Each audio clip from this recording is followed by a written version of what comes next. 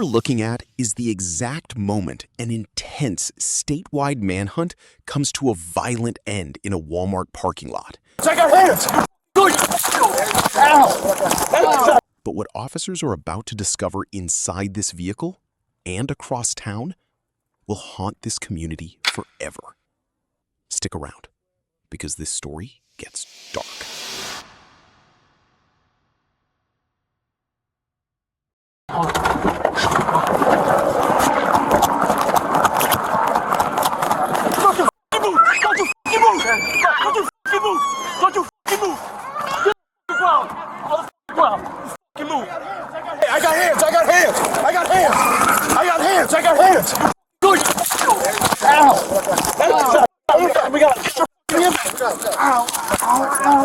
Hey, give me cuffs.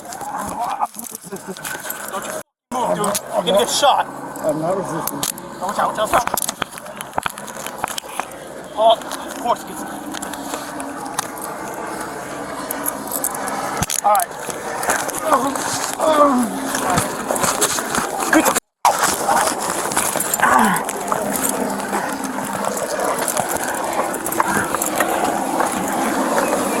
Sit your ass on the ground. Hey, before, we need to pat him down. Don't move. Stop.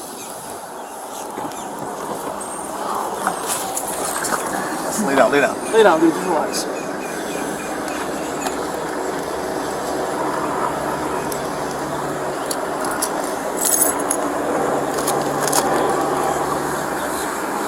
Roll him that way.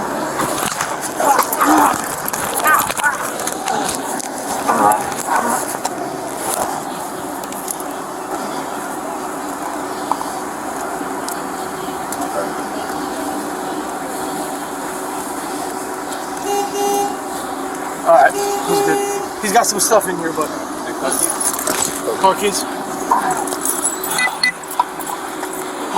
Hold on. Thank you. Hey, remember he had handcuff keys on his other stuff.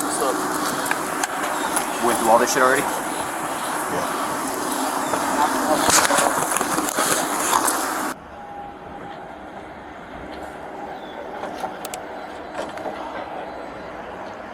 Going off. Take a look at the suspect's face. No remorse, no panic, just a cold, empty stare. But what makes this arrest completely heartbreaking is a chilling detail hidden in the case files. Exactly 1 day before this takedown, less than 24 hours before she was executed, the wife sat down with an investigator to warn them about what her husband was capable of. Stay tuned, because we are about to play the dark backstory of how the system failed to protect her. This is a recorded sworn statement taken by Detective King, CCN 19281 of the Broward County Sheriff's Office, City of Tamarack. For the record, would you please state your full legal name and date of birth?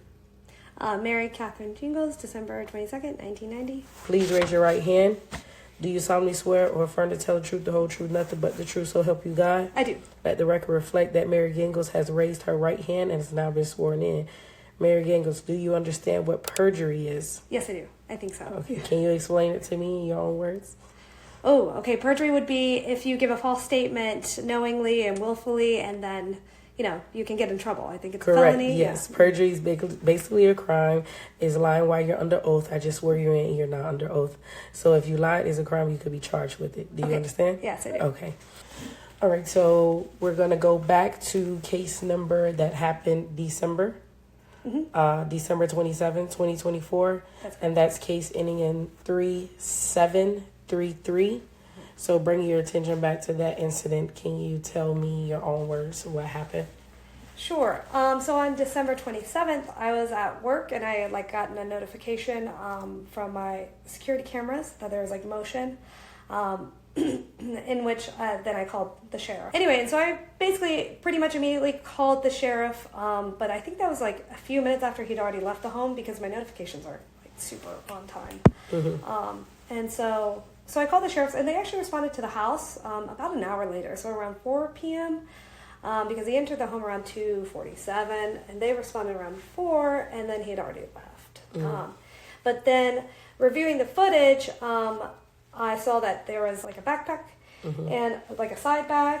And he leaves only with the side bag. And my dad and I were talking the next day, because that day on the 27th, I was freaked out. And so after I got my daughter, we stayed at a friend's house because I was just scared. But my dad and I were talking about the case, and he was like, Mary, he leaves a bag in your house. He leaves with less things when he comes in. And he's like, you need to check and see, because there's a footage where he leaves something in the garage. Anyway, so I went into the garage, and I saw something sticking up from these like stacks of totes. These totes are like big plastic boxes, and they're empty and they're stacked up. And I asked my dad, did we leave a lot of stuff out there? And my dad said, no, we didn't leave a lot of stuff up there. So I was like, that's weird.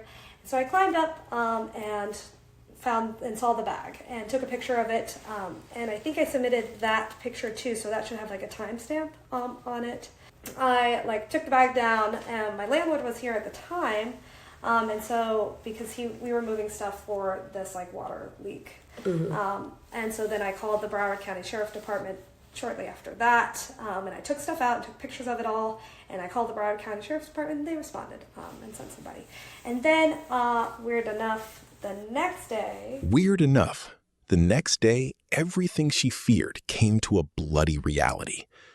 But to truly understand how we got to that parking lot, we have to look at what she told authorities during that final desperate meeting.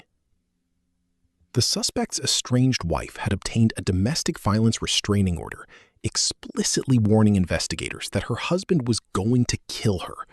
She even told them he had sung twisted, improvised songs about murdering her.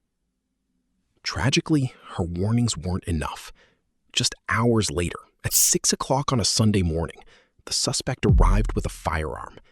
Fearing for her life, the wife ran into the neighborhood, frantically knocking on doors for help. One brave neighbor opened his door to protect her, but the suspect was right behind her. He executed that helpful neighbor on the spot. The suspect then turned his rage on his own family, tracking down his wife's 64-year-old father and shooting him dead on a back patio, before hunting down and executing his estranged wife. 3 innocent lives gone in minutes. With 3 bodies left behind, the suspect grabbed his 4-year-old daughter and fled, triggering a massive statewide Amber Alert. Neighbor surveillance cameras captured a chilling image of him walking down the street with the toddler just minutes after the gunfire ceased. An hour later, deputies spotted his vehicle outside a Walmart, leading to the brutal parking lot takedown you saw earlier. Thankfully, the little girl was rescued unharmed, and dive teams later pulled the murder weapon from a nearby canal. Following the arrest, he was charged with 3 counts of first-degree murder, armed burglary, kidnapping, and child abuse. He faces mandatory life in prison or the death penalty under Florida law. But the fallout didn't stop there.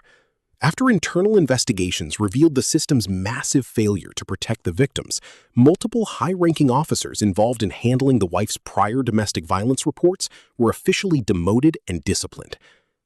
What do you think about how this case was handled? Drop your thoughts below. Thanks for watching Crime Vault.